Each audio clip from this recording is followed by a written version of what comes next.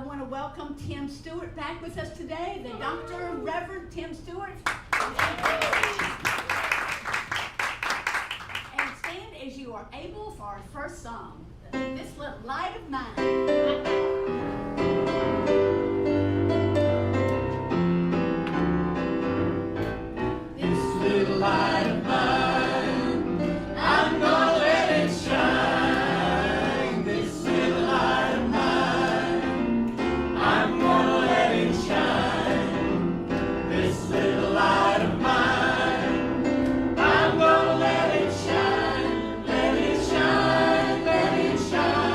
Let it shine.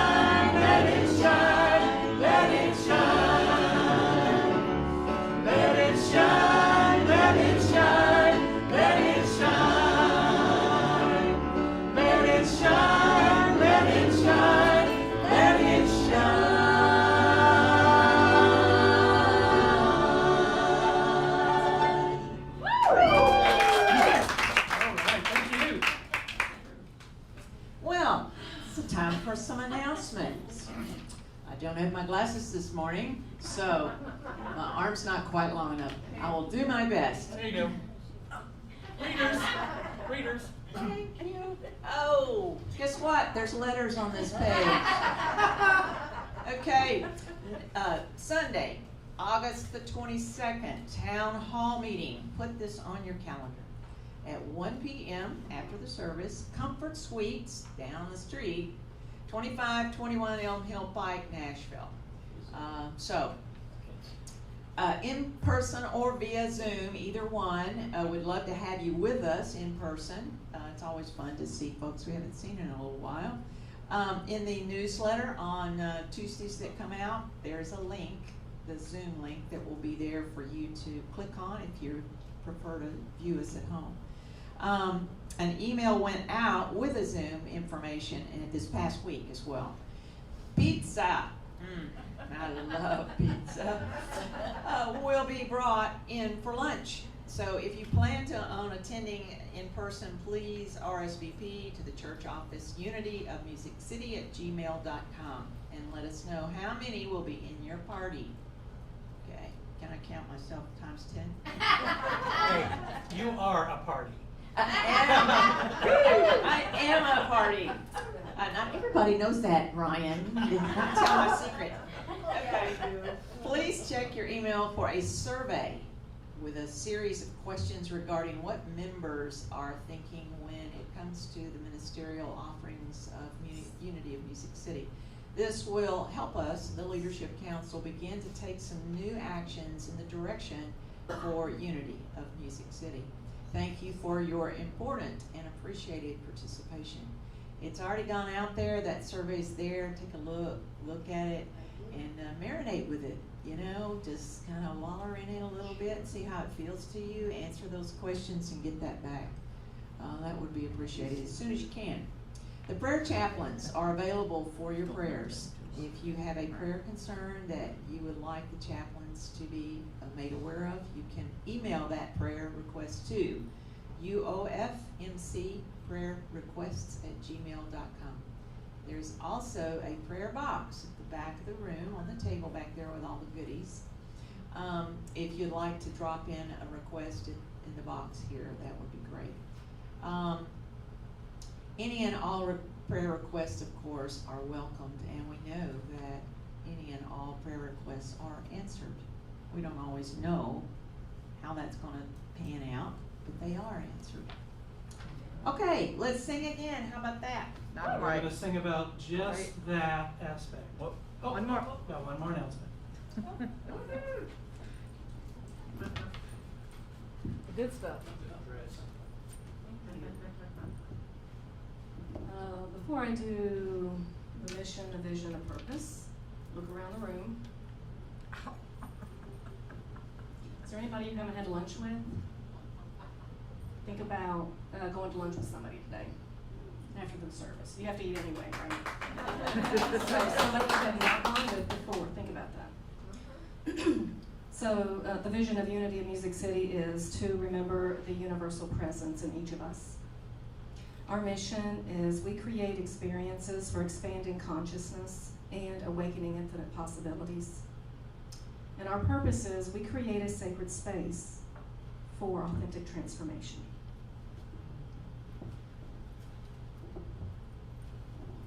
All right, well, let's take a deep breath, and we're going to sing our monthly mantra for the month of August. It's turn it over. All that's on your mind today, take it to God in prayer. When you have fears that won't go away, take it to God in prayer. Stand as you are able.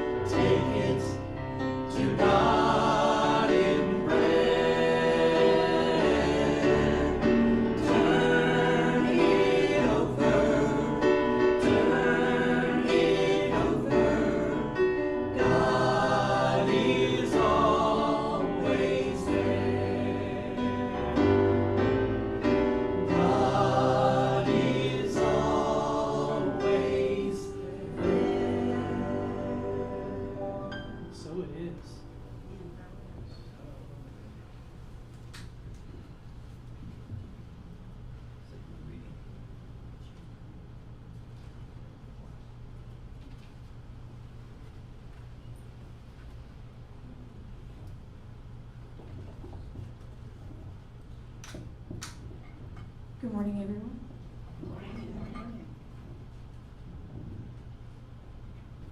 The affirmation this morning is protected. Through my oneness with God, I feel protected. If you would repeat that with me. Through my oneness with God, I feel protected. Sometimes I may feel at the mercy of the changing, tumultuous world I cannot even control. This is never true.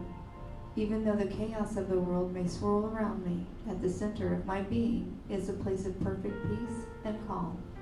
Whenever I am in need of a safe refuge, I turn to God within to reach this place of tranquility and reclaim my feeling of security and protection. The sun always rises after the longest, darkest night. I remind myself of this truth and feel grateful as I allow the light of spiritual understanding to release and reclaim whatever power I may have unwittingly given to a fear-based thought. Fully tune in with the divine presence within me, I move safely and confidently through every challenging circumstance. The one who is in you is greater than the one who is in the world. John 4, chapter 4, verse 4.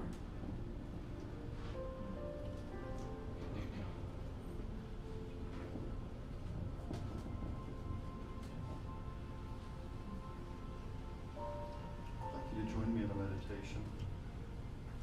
And for those who may be watching online and aren't used to the customs and unity, this is the point in the meditation we go into the silence. And I want you to know that when we do that, nothing's happened to your screen, it hasn't locked up. We're just acknowledging that divine presence. So if you would, simply close your eyes and take a nice deep breath.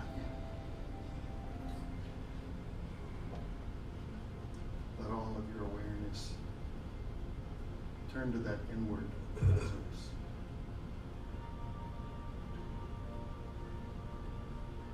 Using that wonderful, wonderful gift of imagination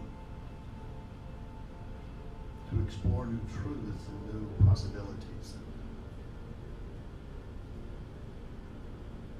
Imagining that wonderful river that flows through your mind, through your body, through your entire being right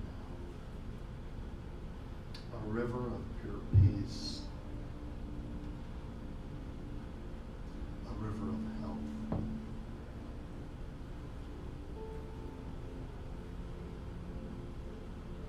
one that is bringing healing, bringing greater joy. But as this presence flows through you, imagine also that those words, that it shall be a river of living water flowing from you. That this wonderful peace, this wonderful joy that begins at the very core of who you are, at that place where spirit resides, flows to everything around you.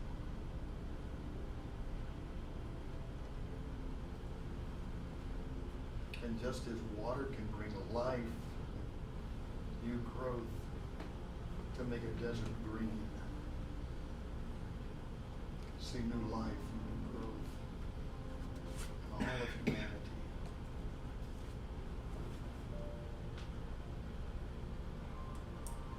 Knowing this presence, this power, does more than makes a difference. It's the very giver of life, the giver of all good things. Simply allow yourself to feel this presence, to know it. Going throughout every fiber of your being and spreading.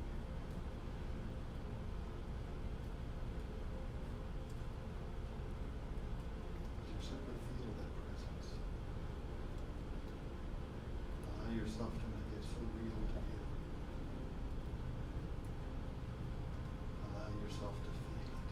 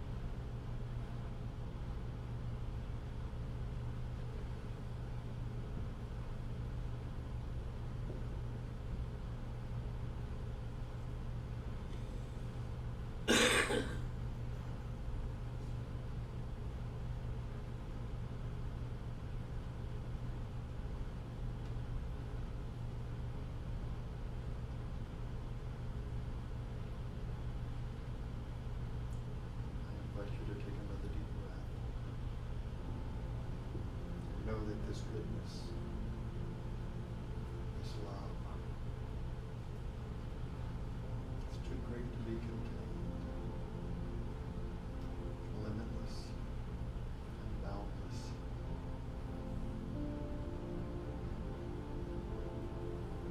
Flooding our world. So as we step back from that place of silence, let us know that you bring with us into our experience this love, this peace, something so great and so profound that nothing ever disturbs it. And that this same peace is awakening all those around us.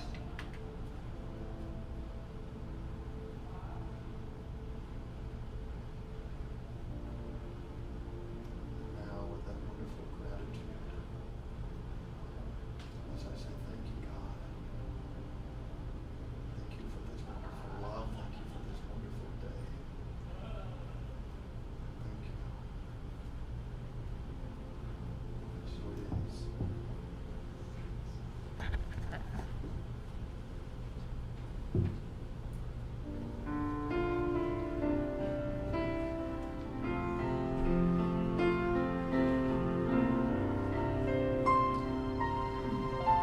I surrender all to you. Take my heart and my soul too. I know you hear each time I call. I surrender all. I surrender everything. All I am to you I bring. With gratitude on you I call. I surrender all. I surrender all.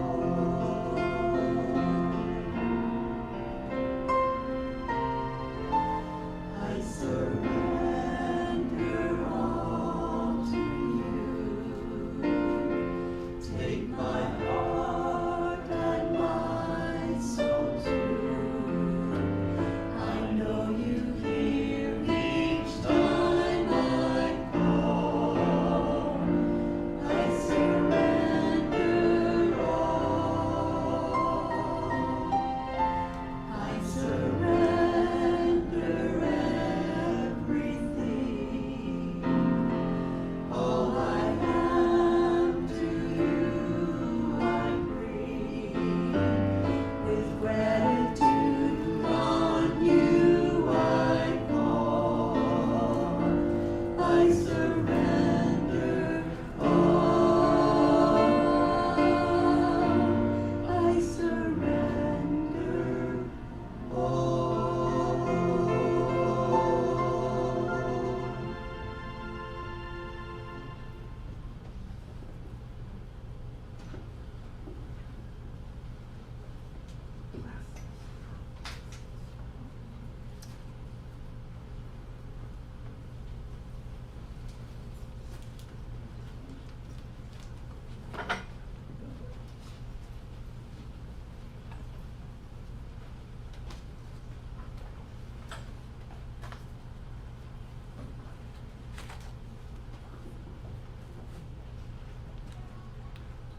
All right, good morning. Good morning.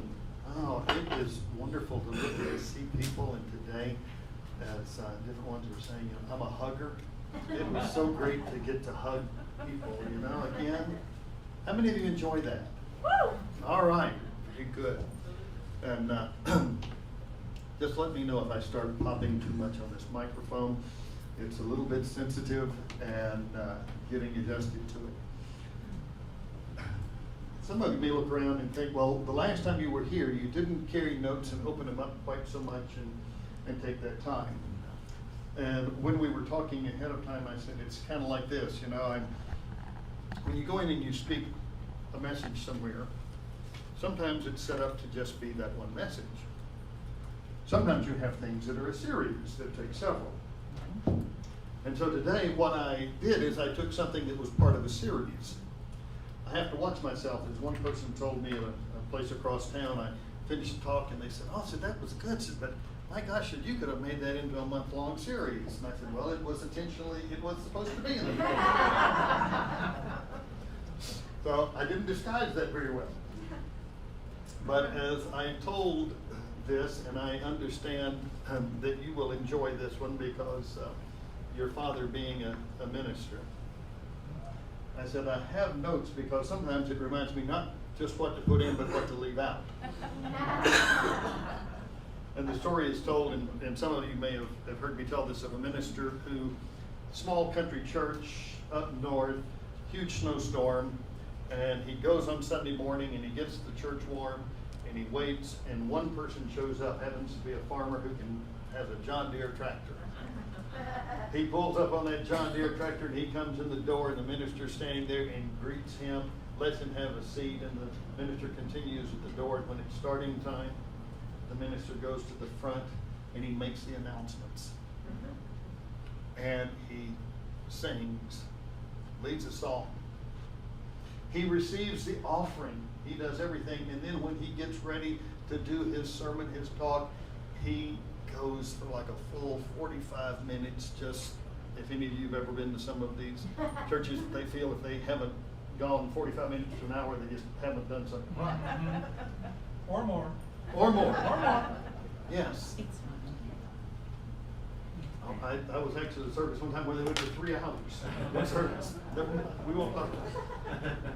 But this preacher, when he gets done, he goes to the back door, and the farmer gets up and comes back there, and he looks at him and he said, preacher, I don't know if you realize this, but I was the only one in the congregation this morning. He said, yes, I noticed. He said, well, you didn't have to do the whole service like that. And he said, well, you're a farmer. He said, you have cattle. If just one cow comes to the barn, don't you feed it? And he said, yes, but I wouldn't give him the whole bale.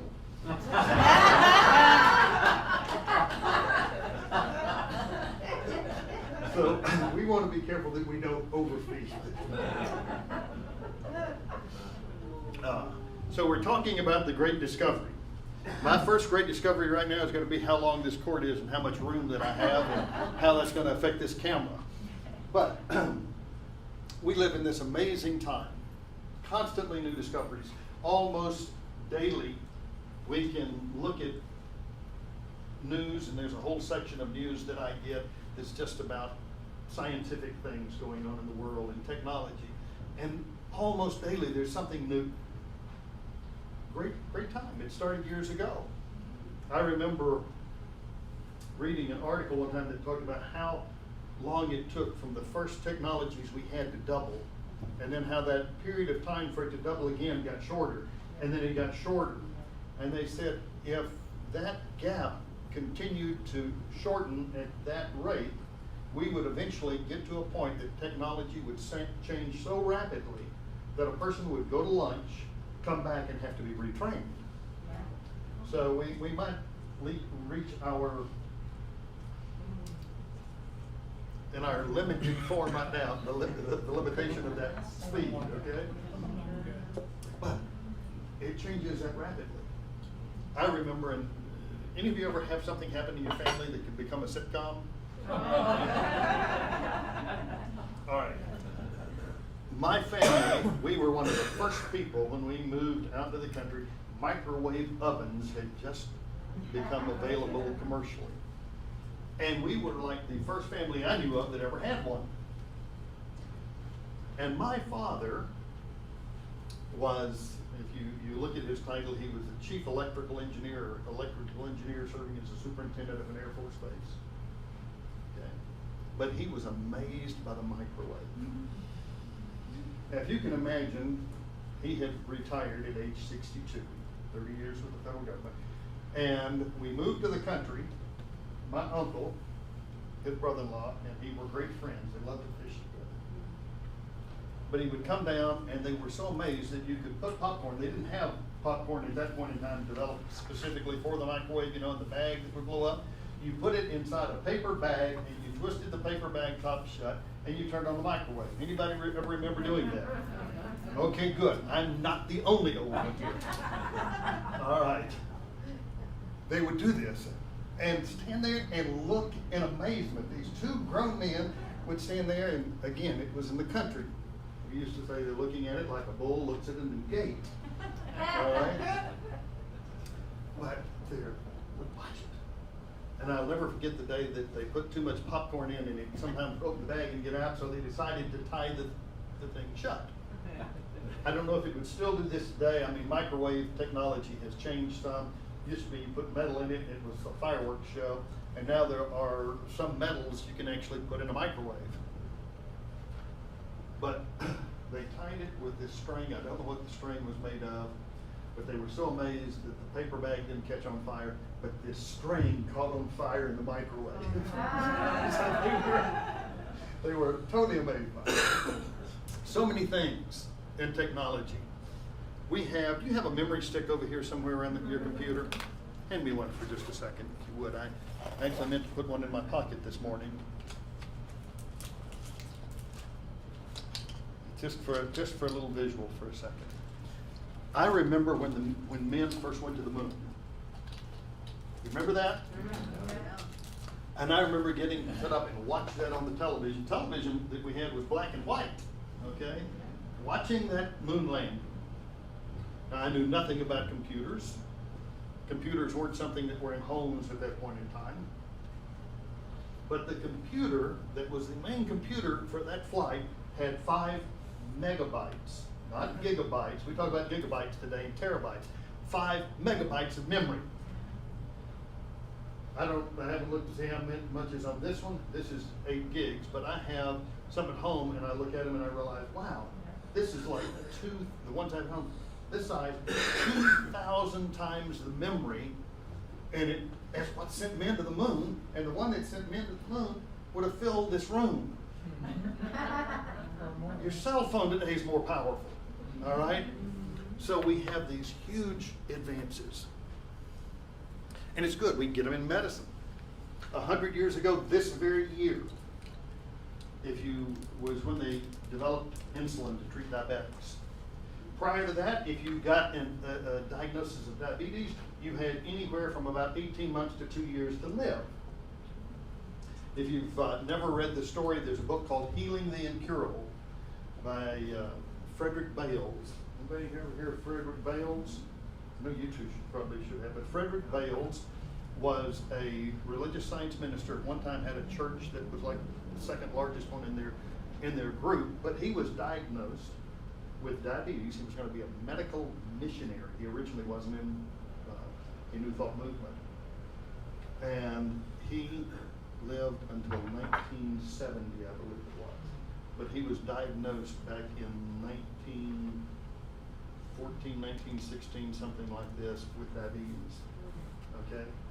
But he used this wonderful new thing, and he ended up living. But for the majority of people, it was a death sentence. Today, millions upon millions live with it.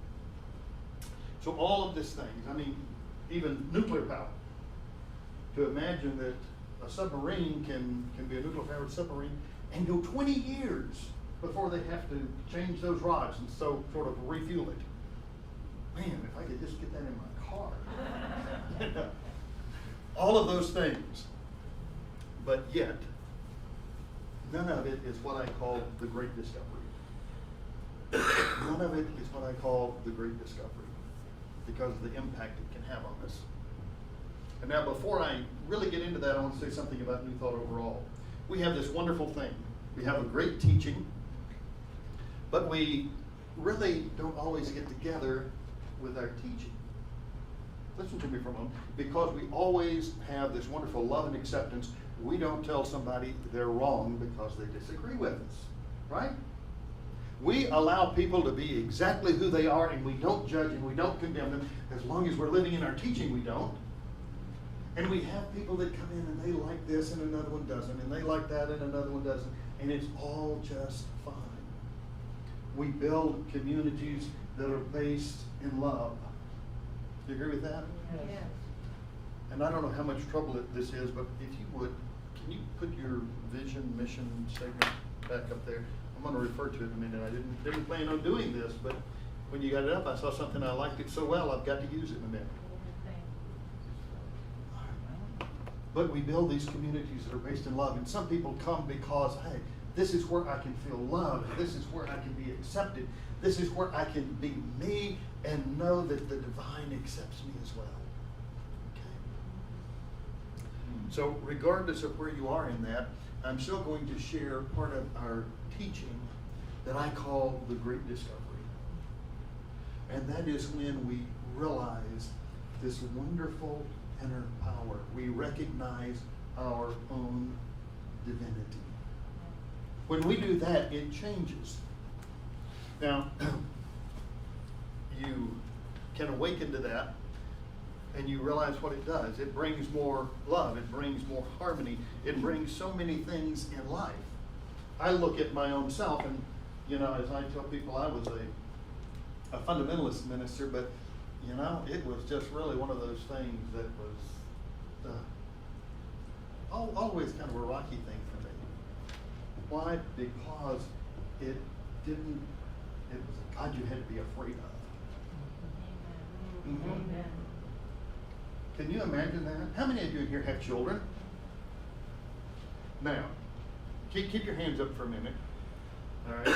How many of you wanted your children to be afraid of you? Keep your hands up. One person said sometimes. Maybe it's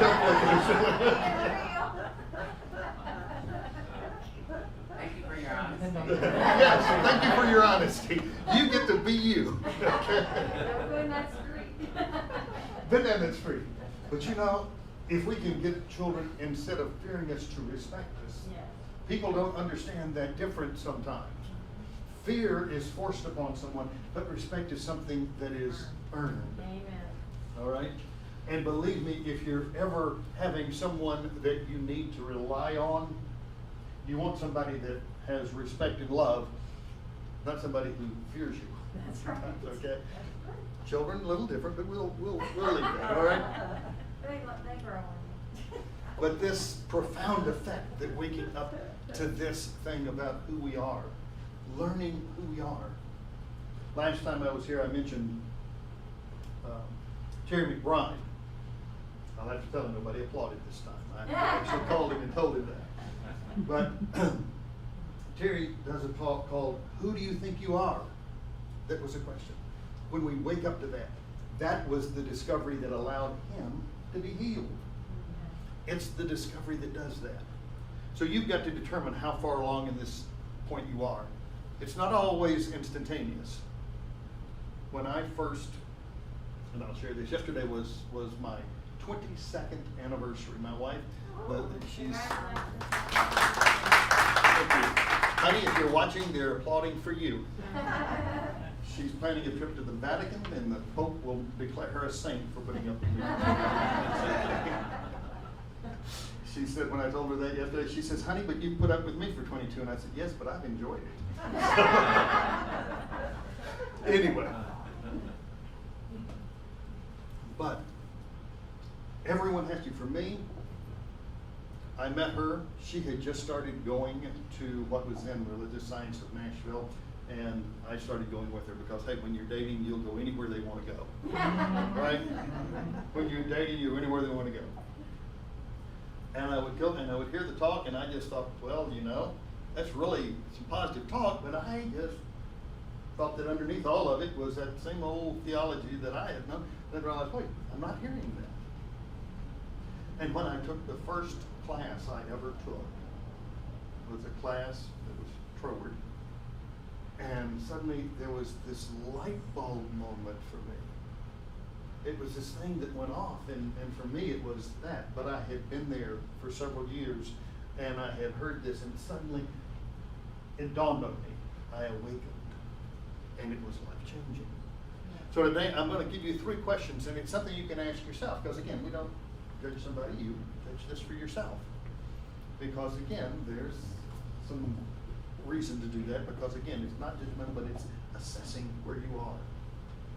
So that first question, see if it resonates with you. Do you really believe that the infinite intelligence within you, God, the universe, whatever you choose to call it, I don't know what you want, but this infinite intelligence that is within you is the only presence, the only power, and the only cause in the entire universe? Do you really believe that? Because you see, if you really, really believe that, something changes. You no longer blame circumstances. You no longer blame conditions or events or other people. It changes. Suddenly it's not. And I have people sometimes, how many of you know somebody and no matter what happens in their life, well, it was because of the way I was raised. It was because, you know, mama was too harsh or daddy was too mean, or I don't know what it could be, but just believe me, they have something and they go back and they blame someone. Do you realize that the very moment they became aware of that, it was their responsibility to heal it? Amen. Oh, wow. See, so when you understand that the power, that's the only power in the universe, is within you, suddenly you understand this thing of self-responsibility. And if there's anything that I believe this world could use, is people beginning to take responsibility for themselves. That doesn't mean that you're responsible when you feel good. It means that regardless of how you feel, you're responsible for your actions. Yeah. I see people nodding their head. So again, how many of you believe that? Nod your head. All right. All right. There's 3 or 4 that don't, but the rest of them do. All right. But the second question is this. Do you believe that the cause of your experiences, events, and conditions are due to powers outside of yourself? No. Because if you believe that, why are you trying to change anything? Why are you trying to change anything? Now, some of you who've seen me from other places have seen me do this before. Hopefully I didn't put it in the wrong pocket. There you go. You know, I've had people come to me for counseling and other things, and sometimes I've had more than one do this. They want to start pulling out crystals and laying them in all different arrays around the room. Now, it's done unto you as you believe. So if they have a belief in that, that's fine. If that's their thing to believe in. But if that's your belief system and you really want to touch that good, what if you don't have your crystals with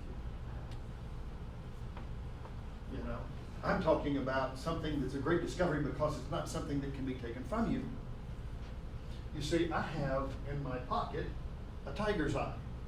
I know you've heard me tell this before, but years ago I had someone who had one and they referred to it as their good luck charm, and I showed them I had one in my pocket. They asked me, was it my good luck charm? And I said, no, it's not. It's not. It doesn't bring me luck. Why? Because that great, wonderful power I'm talking about is within me. It's not in the rock. Technically, it's everywhere, but it's not activated in that rock. What determines it is my use of it. Yeah. And they said, well, why do you carry it? I said, it's a tiger's eye, sometimes called a cat's eye. And today, if you go to India, and if you were unlucky enough to live in India and be a gazelle, and whatever they have there that are on the breakfast menu at the tiger restaurant, okay? If you're unlucky enough to be that, when that tiger sees you and sets its eye, and says, that right there, that's breakfast. I'm putting it on the menu. I'm going to order it right now. That tiger, nothing over here, nothing over here, nothing distracts it from its focus. Now, the cat I have at home is 22 years old now. All right? She doesn't focus on much of anything except getting up and letting me know when she's wanting something to eat. But when she was younger, and my wife loves to knit, and if she had yarn, that cat saw that piece of yarn and says, that's what I'm gonna have. I don't care about anything else in the world, I'm gonna catch that yarn. I don't care if she's trying to knit something, I'm gonna have the yarn. And it focused. And that cat, nothing would break her attention if you didn't reach down and grab her. She didn't take her eyes off of it. Focused on what's important to it. So that's in my pocket. So when I reach in my pocket and I touch it, it reminds me to question, what in this situation is important to me? Where do I really want my focus? It has no power except that I have assigned it as something to remind me to focus on what's important. Okay? Now, if that could totally change my luck, if life's not going the way you want it, and you think that just go out and change the rocks in your pocket, you know, that's not the way I would start to do it. And again, but if that's your belief, if that's truly your belief, you'll see some results because again, it's done into you as you believe. But understand, it's not the rock, it's your belief in it. It operates off this great truth, this great discovery. Third question, do you really believe that this world of phenomena, okay, is an effect and not a cause? Do you believe the world is effect and not cause? Because if you really believe this, then there's no more whining about it. There's no more whimpering about it. There's no more complaining about the external things around you. Instead, you can proceed to align your own thought and your own feeling in harmony with your good, in harmony with what Spirit is. And when you do it, you change your world. You change your world. Now, let me say this because this church is now independent, but it's basically a unity congregation. I've been around unity. I'm divine science minister. I spent years around religious science. Went all the way through the practitioner steps of religious science. So when you look at them, they're each unique. He used to say that divine science were kind of the meditators and unity was the lovers, okay? And religious science, they were the manifestors or the demonstrators, okay? Because each one kind of focused on certain things. By that, they said unity is the touchy-feely, lovey side of it. Would you? How many of you kind of agree with that? Yeah. Okay. All right. There's a point in time, regardless of which school of thought you are, whether you agree with any of that, and it's, again, to me, it's all in each one of them, but different things are emphasized. If someone's had a traumatic event, sometimes they need that comfort. If someone has just had, you know, the loss of somebody that they love has just, I shouldn't use the word loss, but someone they love has just gone non-physical. They left this plane. As you say just in everyday language, they passed away, they died. Sometimes they need comfort.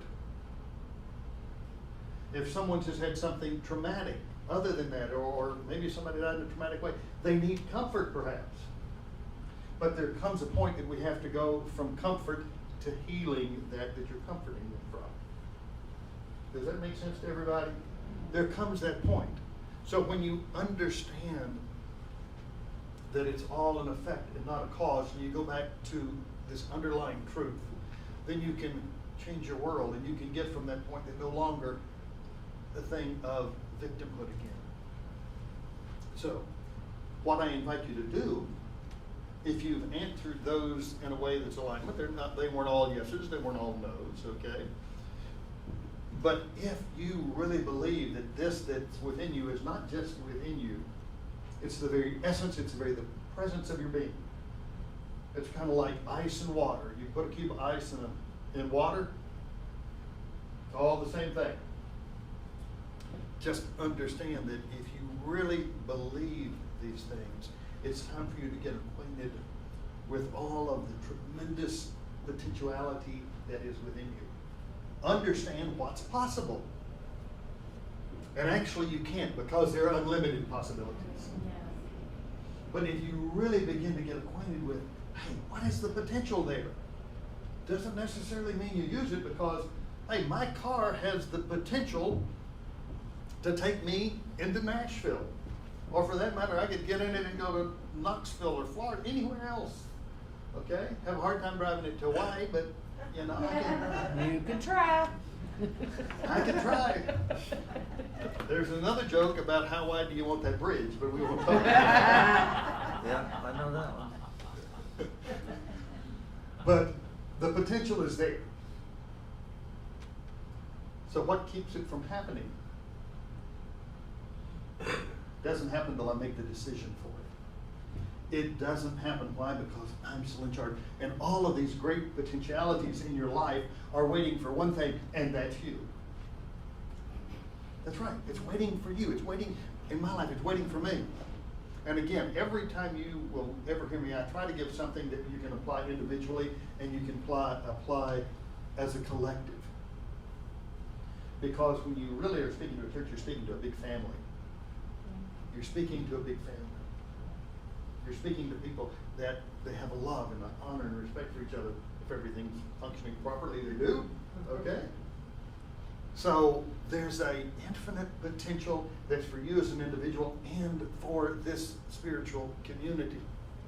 But it begins with waking up to this great discovery. Now, let me check my time. Make sure how much more hay I have that I can give you here. All right. I'll wind it down in just a minute. I saw a documentary this week, and it really kind of excited me. And it's not the kind of thing that usually excites me. I had a brother-in-law who he would talk, all about metaphysics. He was a PhD and taught at a university in California, but he was really, really into astrology. Okay? And astrology was not necessarily my focus, okay? But he was really into astrology. The same thing is true when you start talking about UFOs. I find it interesting, but not my thing that I spend a lot of time on. But there's a video, and most of you probably have seen it because it's been out a long time, about the Hubble telescope and how they focused it on one spot in space that seemed totally void and blank, nothing there. And it was something that if you point in space, if you held your finger out in front of you and had a grain of sand on the end of your finger, that's about how big this point in space was. And they left the lens open for 11 days, and they found over 3,000 galaxies, not stars, not planets, but 3,000 galaxies there. Now, that sounds like a lot. Now, let's just come back to our galaxy for a minute. There are in our galaxy stars estimated to be 500,000 billion. That's a big number. Now, the biggest number is a Google. Yeah? Google or Google, however you want to pronounce that one. Some people pronounce it different ways. When I first heard it, somebody called it a Google, and now I hear them say it's Google like they're going to search it. But it's a 1 with 100 zeros following it. That's the biggest one named. And this, 500,000 times a billion times 3,000 stars. Now you got to add planets and everything else in there that circle these stars in a space that if you held it out the end of your finger, the size of a grain of sand. My goodness, imagine that infinite out there. So if you ask me if I believe that there's a potential for us to have intelligent life somewhere out there, hey, absolutely. I think there's a huge potential for that. Huge possibility. And in this documentary, the guy who was talking, he's not some, guy who bumped his head. This guy's a retired physician. Okay? He did a summit in Washington, D.C., where he had 20 retired Air Force, military, FAA people, officials, who talked about things that they'd seen. I mean, you see it in the news now, pilots that say they saw something, they don't know what it was. They're not little green men who want to probe us, okay? But they see something. And this guy, as he talked, what caught my attention was, he said, these people said, they're so more advanced. He said, you know, as many light years away as these planets would be, so they couldn't travel at the speed of light. That would be way too slow. They have to travel at the speed of thought.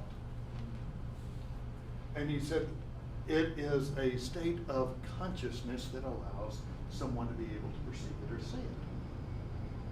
So that kind of interesting.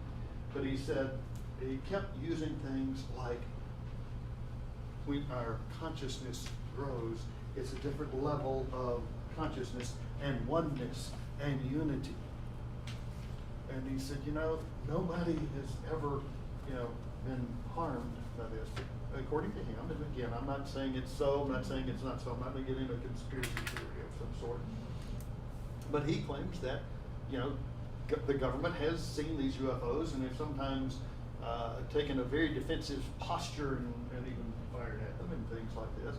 And so they don't fire back, they're evolved above of that, but they just know that stay away from that planet. Yeah. And until we get to that consciousness of oneness, that consciousness of unity, that consciousness of knowing, he said, only then said would this planet Earth really become part of an interplanetary, like we have international alliances now, that we would have something like that. And that interests me. Now, I'm not saying that it's so, I'm not saying it's not so. But what it did kind of point out is that this thing that we work on, because he talked about people who meditate.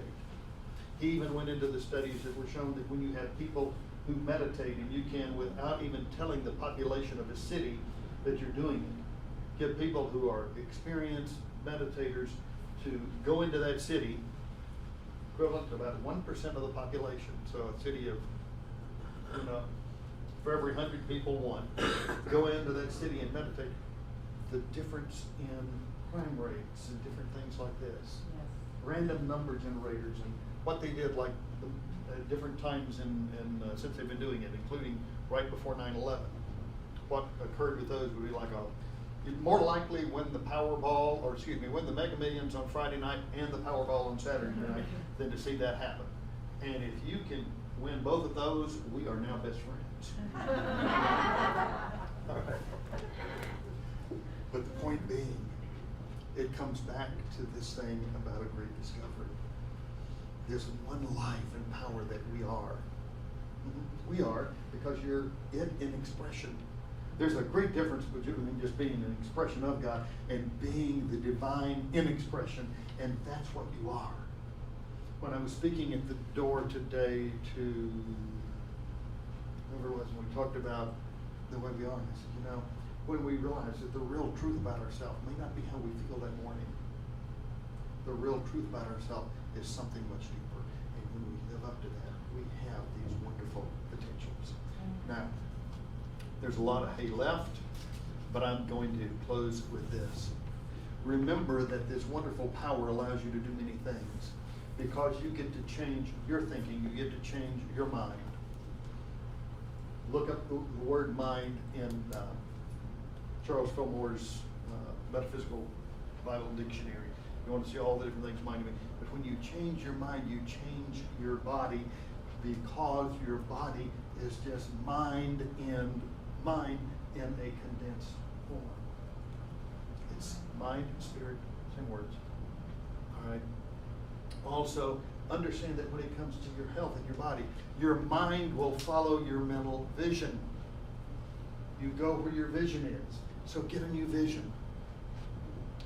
And don't worry about what the past was. This operates off of law. I'm going to say something and it's going to shock you for a second. Law has no morals. What? What I'm saying is that if a person knows how to swim, it doesn't matter if they are a saint or if they're a murderer. If they know how to swim, they're going to swim. Okay? If they know how, gravity is going to hold both of them to the ground. But it's learning that. So today, it's not about worrying about anything else. It's about right here, right now. Do you believe it?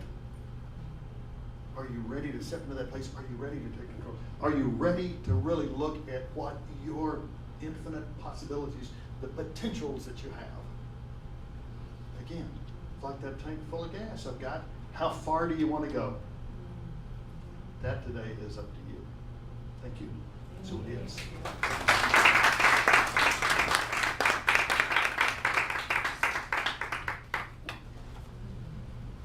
right there.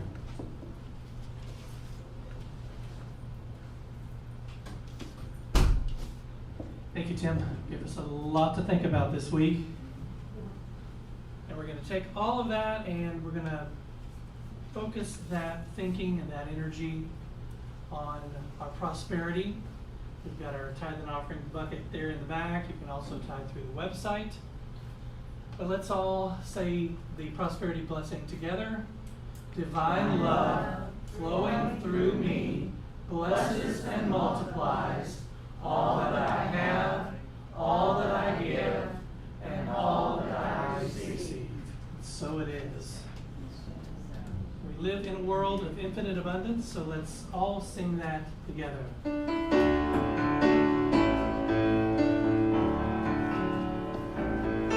I live in the midst of infinite abundance.